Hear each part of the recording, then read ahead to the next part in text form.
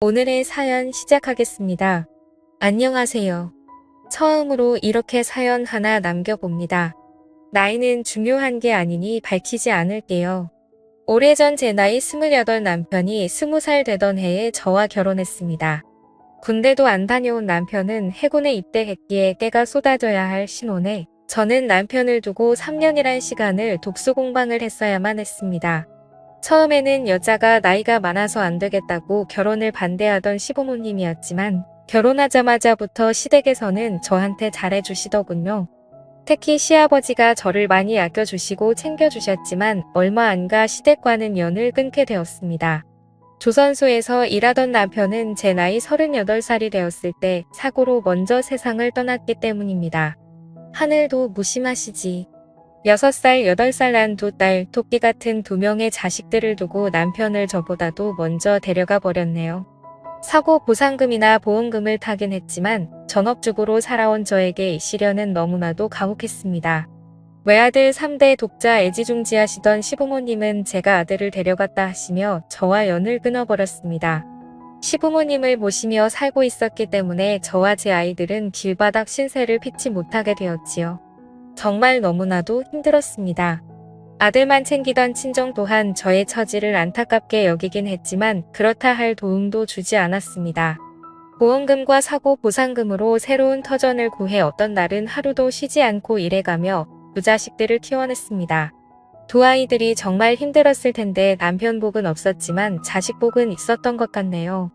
두 아이는 훌륭하게 자라 상위권 대학의 장학금을 받으며 공부를 하게 되었고 첫째는 전문직, 둘째는 대기업에 취직을 하게 되었네요. 두 자식들은 저한테 그동안 너무 고생했다며 이제 자기들이 저를 부양할 수 있으니 당장 직장부터 관두라고 하더군요. 몸은 편해졌지만 참 대놓고 아무것도 안 할라니 그것 또한 너무 힘들더군요. 집에만 있어도 되는가 싶기도 하고 여유가 생기니 그동안 참아왔던 것들이 한 번에 터져 나오더라고요. 그러던 중에 제가 공장에서 일하던 시절 친하게 지냈던 언니를 우연찮게 만나게 되었습니다. 잘 지냈냐고 보고 싶었다고 둘이서 한참 회포를 풀었습니다.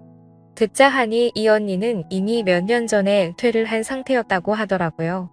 제 아이들이 보고 싶다고 하여 아이들 덕분에 요즘 편하게 지내게 되었다고 자랑 좀 했습니다. 언니와는 가끔씩 만나며 친분을 다져왔는데 그러다 보니 어느 날 고민 아닌 고민거리를 언니에게 털어놓게 되었습니다. 그동안 자식 키우는 데만 집중해서 살아와서 몸은 편해지고 여유로워졌는데 뭘 해야 할지 모르겠다고요. 언니는 그런 게 고민이었으면 진작 말하지 그랬느냐며 저에게 새로운 세상을 가르쳐줬습니다. 여러 취미 활동을 하던 언니가 이런저런 자리에 저를 데려가기 시작했어요. 스포츠 댄스도 배우고 등산도 다니고 제 인생에 해보지 못할 것 같았던 골프도 배우게 되었습니다. 자식들 뒷바라지 하느라 일만 하면서 살아 몰랐는데 세상에는 할 게 너무나도 많다는 사실을 알게 되었습니다. 언니는 언제부터 이렇게 인생을 즐기면서 살기 시작했는지 아는 사람들도 참 많더군요. 새로운 걸 하게 되면서 그동안 느낀 적적함은 많이 사라졌지만 그래도 뭔가 채울 수 없는 아쉬움이 강하게 남더라고요.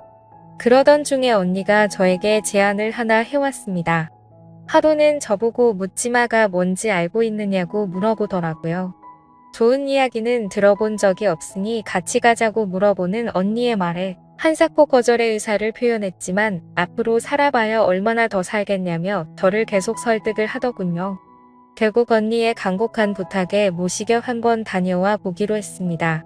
약속 장소로 가니 관광버스가 한 대 서 있었어요. 막상 정말 저 버스에 몸을 싣는다 하니 긴장이 되고 가슴이 쿵쿵 뛰더군요.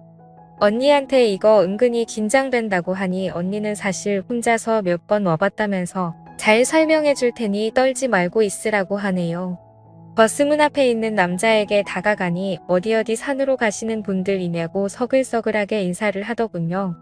회비를 내고 안에 들어가니 버스는 벌써 절반이 넘게 차 있었습니다. 언니와 나란히 자리에 앉아서 버스에 누가 있는지는 확인도 하지 않고 수다를 떨고 있었습니다. 언니가 설명해 주기를 소지품 집기 같은 걸로 짝을 맞춰줄 것이라고 하더라고요. 일단 짝이 정해지면 장소에 도착하기 전까지 여자는 안쪽에 앉고 남자는 바깥쪽에 앉아서 놀 거라고. 설명을 듣느라 정신없이 있는 가운데 버스에 어떤 사람이 탔는지는 당연히 확인도 못하고 있었어요. 잠깐 언니에게 찝적대는 남자분이 계셔서 대화에 공백이 생겨 혼자 신나게 두 남자와 떠들고 있는 언니만 바라보다가 주변이나 둘러볼까 하며 고개를 들었는데 정말 심장이 내려왔는 듯 했습니다. 20년간 얼굴 한 번 못 보고 지낸 시아버지가 버스에 오르시는 걸 봤기 때문이죠. 시아버지도 저와 눈이 마주치게 되었고 적잖이 당황한 듯 보였습니다. 언니는 이미 예전역에 아까 그 남자와 합석을 해서 제 옆에서 사라진 상태였어요. 버스를 탈 때 봤던 서글서글하게 인사하던 사람이 마이크를 들고 진행을 하기 시작하더군요. 그냥 돈 받는 사람인 줄 알았는데 알고 봤더니 사회자였어요. 차가 출발하자마자 신나는 음악이 흘러나왔습니다. 사회자는 고속도로에 진입하게 되면 남편 마누라 생각은 출발하던 곳에 두고 오라고 하며 오늘 하루만큼은 고민 없이 재밌게 보내자고 말하며 능숙하게 진행을 하더군요. 하지만 아무리 남편 없이 지낸 세월이 20년이라고 해도 저 멀리 앉은 시아버지 뒤통수를 보고 있자니 고민이 안 될 수가 없었지요. 아직도 짝이 없는 사람이 있냐고 하며 혼자 앉아있는 사람들을 둘러 모아 남자들의 소지품을 걷어갔습니다. 시아버지도 제 눈치를 보신 건지 저처럼 끝까지 짝을 찾지 못하고 혼자 계셨어요. 소지품이 담긴 바구니를 사회자가 제 앞에 들고 오는데 바구니 안에는 너무 익숙한 물건이 하나 있었어요. 제가 결혼하고 시아버지 첫 생신 때 사들인 가죽 지갑을 아직도 쓰고 계시더군요. 가죽이 달아해졌는데도 불구하고 아직도 사용하고 계신다는 생각에 오만 가지 감정이 교체하더군요. 저도 모르게 가죽 지갑을 집어버리고 말았습니다. 결국 그 버스 안에서 시아버지와 나란히 앉게 되었습니다. 버스에서는 춤판 노래판이 한바탕 벌어지고 있었고 저와 시아버지는 나란히 앉아서 아무 말도 하지 못하고 있었습니다. 짓궂은 행동을 유발하는 사회자의 진행에 저희는 참 많이 당황했어요. 진행에 따르지 않는 사람들에게는 벌금을 먹이겠다는 말에 결국 분위기에 휩쓸려 시아버지와 잊지 못할 시간을 보내게 되었습니다. 바들바들 손을 더시는 게 시아버지도 엄청 긴장을 하신 듯 싶더군요. 그렇게 긴 하루가 지나고 출발했던 장소로 돌아오게 되었어요. 언니는 짝지은 그 남자분과 잘 되었는지 보이지도 않더라고요. 그렇게 북적북적했던 하루가 지나고 주차장에는 저와 시아버지 단 둘밖에 남지 않았습니다. 시아버지의 차량까지 걸으며 하루 종일 나누지 못한 이야기를 나누게 되었어요. 저한테 용서를 구하고 싶다고 하더라고요. 아들이 떠난 건 제 잘못이 아닌데 그때 왜 그랬는지 메일을 후회로 보내고 있다고 하시네요. 시어머니는 잘 계시냐고 묻는 저희 말에 아들이 얼마나 보고 싶었는지 5년 전에 돌아가셨다고 씁쓸하게 한마디 하시더군요. 시아버지도 혼자서 외롭게 지내셨고 그 외로움 속에서 제가 느꼈을 기분을 생각하니 저에게 큰 죄를 지은 것 같다는 생각을 하셨답니다. 그동안도 몇 번이고 저에게 잘못했다 용서를 빌고 싶었지만 이미 10년도 넘는 긴 시간 동안 연락 한 통 없이 지내왔으니 어디서부터 저를 찾아야 할지도 도무지 감도 안 잡혔다 하시네요. 20년 만에 시아버지 댁에 처음으로 들르게 되었습니다.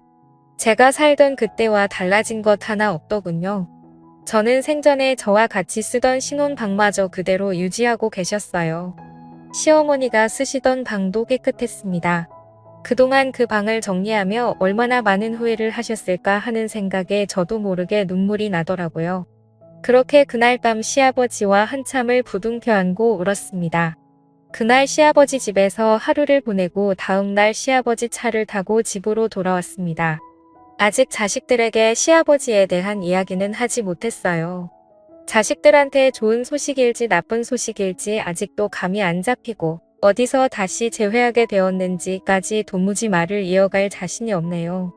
그날 이후로 저는 언니와 보내는 시간보다 혼자 외롭게 지내실 시아버지와 더 많은 시간을 보내고 있습니다. 언제까지 아이들에게 시아버지에 관한 사실을 숨길 수 없다는 걸 알고 있습니다. 언젠가는 시아버지와 저희 이야기를 자식들에게 해야 할 날이 오겠지요. 그때까지는 저 혼자서라도 그동안 못해드린 좋은 며느리 노릇이라도 해드려야겠네요. 그럼 제 사연은 여기서 이만 마치도록 하겠습니다. 매일 새롭고 흥미로운 사연으로 찾아뵙겠습니다. 구독과 좋아요를 잊지 마시고 다음 사연으로 다시 찾아뵙겠습니다. 감사합니다.